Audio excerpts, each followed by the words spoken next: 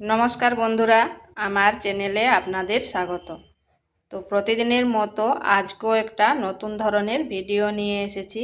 আজ বানাবো মুগ ডালের মালপোয়া। এটা বানানো খুবই সহজ, যে কেউ বানিয়ে নিতে পারবেন, আর খেতেও কিন্তু দারুণ লাগে।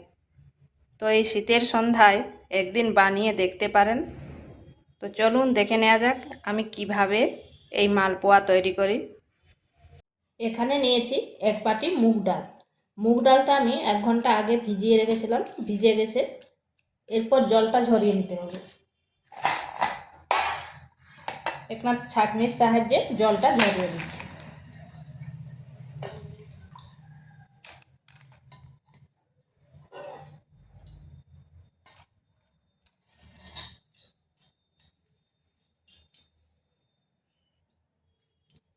জলটা ঝরে গেছে।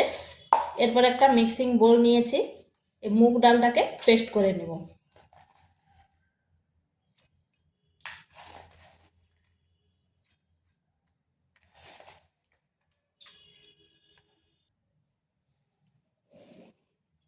মুগ ডালটা খুব সুন্দরভাবে পেস্ট হয়ে গেছে।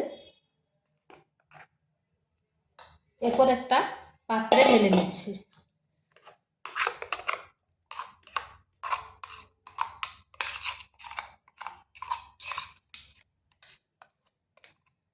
দেখুন, একটুও কিন্তু দানা দানা নেই। ডালটা যত ভিজবে তত মসৃণ হবে বাটাটা। আর আপনারা চাইলে শিলেও বেটে নিতে পারেন।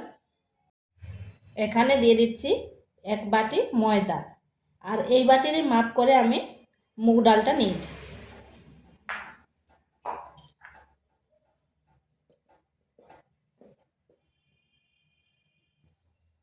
আর দিচ্ছি ওই বাটিরে 1 বাটি চালের গুঁড়ো।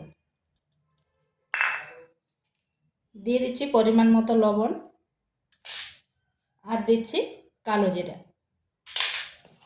এর ভালো করে মাখিয়ে নিচ্ছি।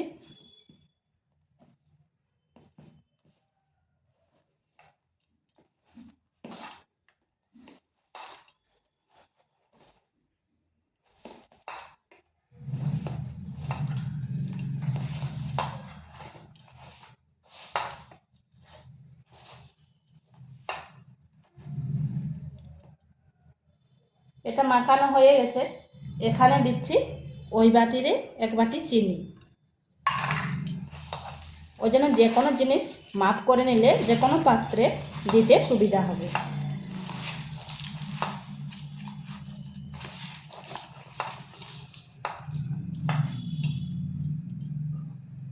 এরপর অল্প অল্প উষুম গরম দুধ দিচ্ছি। দুধ দিয়ে একটা ব্যাটার তৈরি করে নেব।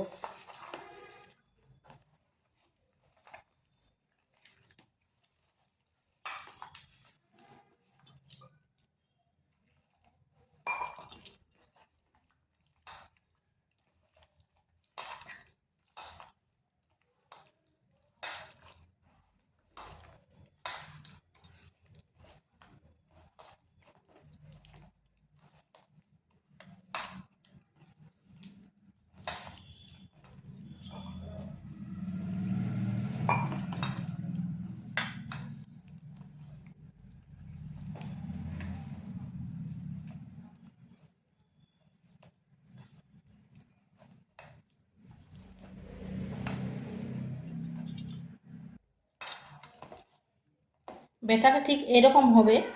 আর যেহেতু চিনি দেওয়া আছে, আর একটু পাতলা হয়ে যাবে। তো এটাকে এখন আমি ঢাকা দিয়ে কিছুক্ষণ রেস্টে রেখে দিচ্ছি। প্রায় 10 মিনিট রেস্টে রেখে দিয়েছিলাম। আর চিনিটাও সব গলে গেছে। আর দেখুন, ব্যাটারটা কিন্তু খুব পাতলা হয়ে যায়নি।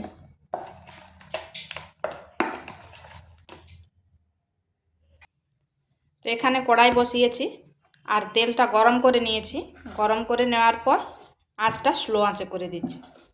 এরপর ওই হাতার এক হাতা দিয়ে দিচ্ছি।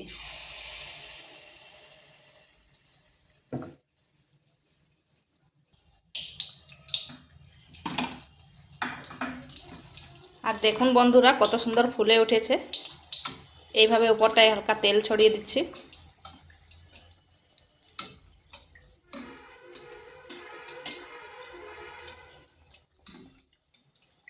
নিজে নিজে কড়াই থেকে ছেড়ে যাচ্ছে।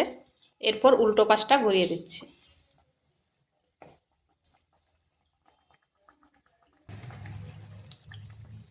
এটা হয়ে গেছে, তুলে নিচ্ছি। আর দেখুন কত সুন্দর ফুলকো ফুলকো হয়েছে।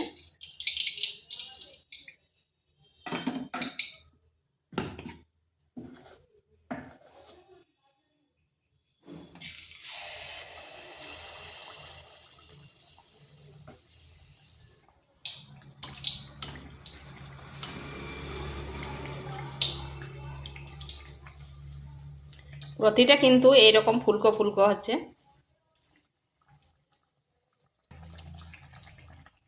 তো এইভাবে আমি সবগুলো ভেজে নিচ্ছি।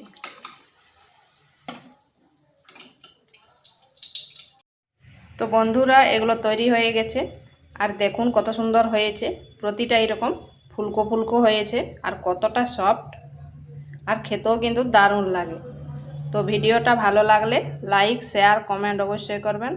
আর নিত্য নতুন রেসিপি পাওয়ার জন্য চ্যানেলটিকে সাবস্ক্রাইব করবেন।